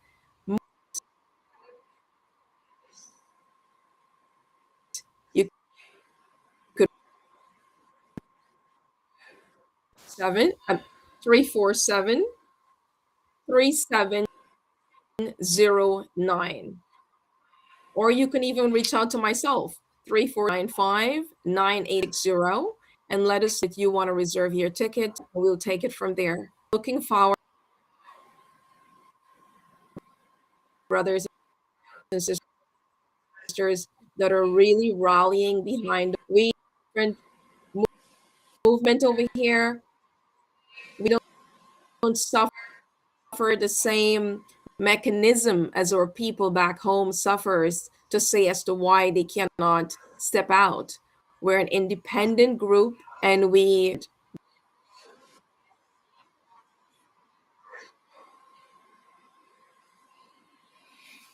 Yvonne, you're breaking up there for. Yes, I could hear you, but I can't hear you. Yes. So we just heard from Yvonne de Norijn. She is the president of the WIN Diaspora in New York City. So many events coming up. That's coming up this Saturday, the 29th. Let's welcome back in our panel as we are moving super fast this morning. Dr. Giddings, Donatella, tributes are pouring in for country music icon Dolly Parton. Dolly Parton has departed from us. She died yesterday. This is you've heard so many things, but of course they're saying she had a brief battle with cancer and she lost her fight. Quickly, Donatella, followed by Dr. Giddings. Could you give us your, could you reflect on Dolly Parton, this giant? Okay, she is the queen of country music and providing us with her great talent for 7 decades. That's astronomical. Could you reflect on Dolly Parton for a little bit, followed by Dr. Giddings?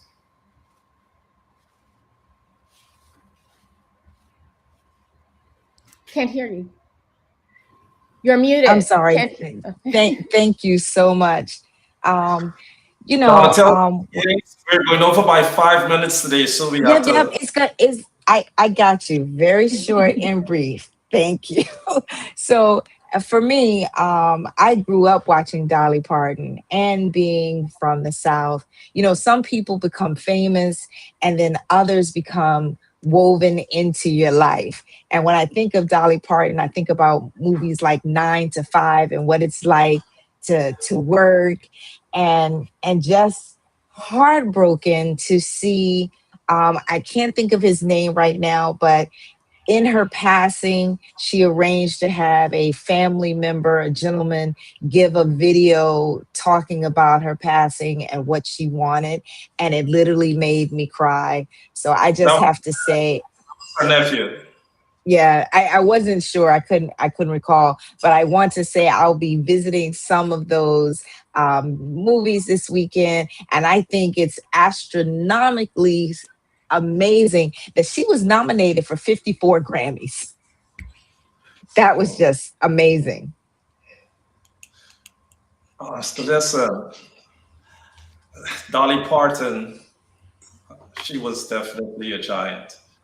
And when you talk about a good person and you talk about philanthropy, you talk about giving, you talk about caring, you're talking about Dolly Parton. We don't have a lot of time. Dr. Giddings, could you reflect on Dolly Parton for a minute? What a sad day yesterday. I actually went to the Olivia Dean concert here in Houston last night. I don't even know how I'm awake right now. But before Olivia came out, they played 9 to 5 and the entire Toyota Center went crazy, singing, lights, everything. And of course, Olivia, said really lovely things about her. But what an amazing person. I mean, look. She's the typical rags to riches story. She's one of 12. They lived in just a one-room house. And apart from country singer, songwriter, actress, producer, playwright, business mogul, okay? She once was said, everyone looks at, blondes as dumb. And she goes, I'm neither blonde nor dumb. She wore a lot of wigs. But anyway, she was just a humanitarian. And two special things I will say about her that I like is that, she built that theme park called Dollywood, mainly to employ a lot of the people in Tennessee, her family members, etc. She was extremely generous. And she also had these imagination libraries, which provided over 300 million books to kids. This is just an example of some of the things she did. And then one other thing, she gave a hospital $1 million towards the COVID vaccine. So this is an example of the type of person she is. By the way, she's the most popular American, more popular than even Obama. So take that. She's apolitical. She's just loved and liked by everyone. 25 number one singles. She got 11 Grammys. She wrote most of her stuff and held the rights to them. I think Elvis wanted to have the rights to I Will Always Love You, and she said no.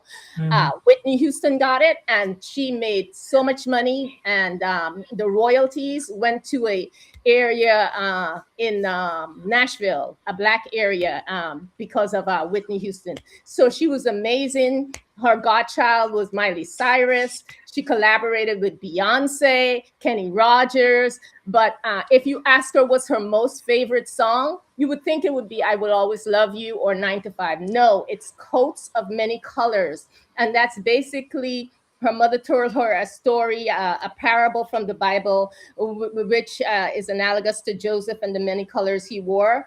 Because they were so poor, she made a jacket out of different pieces of cloth. And she was teased in school, but she didn't take that away from it. It was the resilience of the story.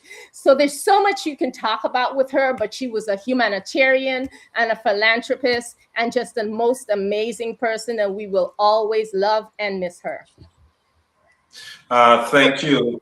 We are going to our closings. I think we still have Yvonne with us. She was breaking up. Yvonne, just give us the address of the event for this Saturday. And then we go over to Dr. Giddings and Donatella. Yeah, could you, you were breaking up prior. I don't know if your audio is better. Could you give us the venue for the event this Saturday?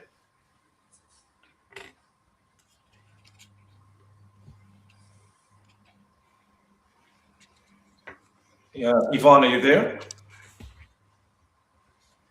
I think Yvonne is still having a problem. Closing remarks.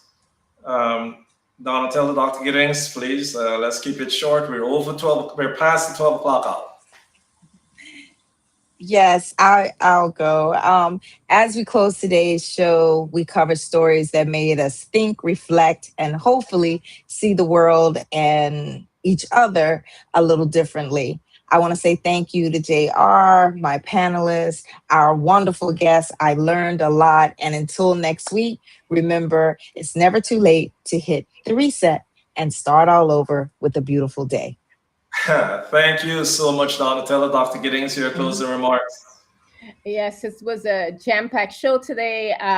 Lots of information. Most importantly, just remember to make your plan, vote, get together with your friends, your family, etc. There's lots of exciting things happening. Raja was here talking about the Labor Day experience. So check into that. He made it so exciting. I'll be in New York next week, so I'm definitely going to check out the Soca Fest events. And again, rest in peace, Dolly Parton. And guys, it's back to school. Make sure you go get your vaccines. Just yesterday or this week, there were 2 deaths in Pennsylvania from measles. So make sure you go and get the vaccines on all the kindergartners and, you know, every level of school. It's extremely important. So we'll see you here again next week, same time, same place. Thank you. Thank you, Dr. Giddings. I want to thank the contributors today, Dr. Sani, of course, Roger Archibald, and the 2 presidents from the alumni and the party here in New York City. It's always a pleasure to sit here and to bring information to our audience. So I want to thank each and every one of you for allowing us to come into your homes every Wednesday morning. Please remember to follow us on all of our online platforms. Our YouTube channel is the Reset Talk Show NY. Tell a friend to tell a friend. See you next week. We will have more guests from diaspora talking about all the events leading up to Labor Day weekend. See you next week, same time, same channel, which is the Reset Talk Show on YouTube NY. Have a great afternoon. Drinking alcohol increases the risk of several types of cancer, including breast, colon, and throat cancer. Drinking less can lower your risk. You deserve to know the truth about alcohol and cancer. Get the facts. Visit nyc.gov/alcohol.